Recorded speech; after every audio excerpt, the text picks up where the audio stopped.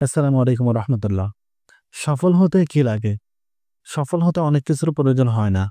প্রয়োজন শুধুমাত্র ৩টি জিনিসের। আগে ছোট্ট একটি গল্প বলি। ধৈর্য, আত্মবিশ্বাসের গল্প।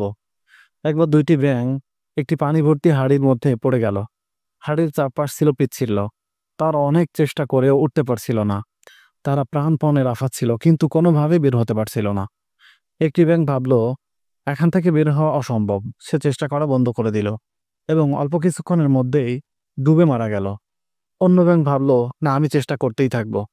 যতক্ষণ শ্বাস আছে আমি হাল ছাড়ব না। সে তার পা চালিয়ে যেতে লাগলো। ঘণ্টাখানেক পর প্রচণ্ড শীতে ধীরে ধীরে পানি বরফে পরিণত হয়ে গেল। অবশেষে ব্যাঙটি সেই বরফের উপর দাঁড়িয়ে লাফ দিয়ে বাহিরে বের হয়ে বেঁচে গেল। গল্পটি থেকে বুঝতে পারলাম, আত্মবিশ্বাস হারালে হার নিশ্চিত। হাল না ছাড়লে শেষ মুহূর্তেও জয় সম্ভব। সফলতা অর্জনে ধৈর্য সবচেয়ে বড় শক্তি। তুমি যদি সফল হতে চাও তবে ব্যাঙটির মতো হতে হবে তোমাকে। শত বাধা, ব্যর্থতা, কষ্ট সত্ত্বেও চেষ্টা চালিয়ে যেতে হবে তোমাকে। সফলতার জন্য ৩টি জিনিস সবসময় মনে রাখতে হবে এবং গুরুত্ব দিতে হবে। নাম্বার 1, চেষ্টা। যতক্ষণ না সফল হচ্ছ থেমে যেও না।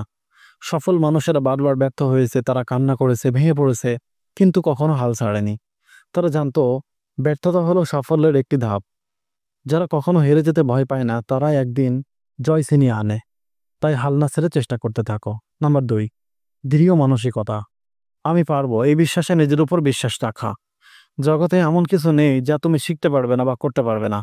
এমনও কিছু সময় তোমাকে নিয়ে মানুষ হাসি ঠাট্টা করবে, দুষ্টুমি করবে, অনেকে অনেক কিছু বলবে, কিন্তু তুমি কারো কথায় কান্না দিয়ে সামনের দিকে এগিয়ে যাবে।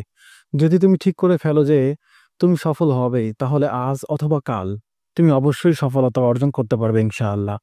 সফলতা আগে মন থেকে শুরু হয়, পরে সেটা বাস্তবে রূপ নেয়। নাম্বার 3, ধৈর্য। ধৈর্যের ফল পেতে সময় লাগে। গাছ বপন করলে সঙ্গে সঙ্গেই ফল পাওয়া যায় না, ঠিক তেমনই সাফল্য সময় চায়, শ্রম চায়। তুমি যদি সত্যি মন দিয়ে কাজ করো সফলতা আসবেই। তাই নিজের স্বপ্নটাকে বড় করো এবং ধৈর্য ও শ্রম দিয়ে লেগে থাকো, সফলতা আসবেই। তোমার সফলতা একদিন সবাইকে চমকে দেবে।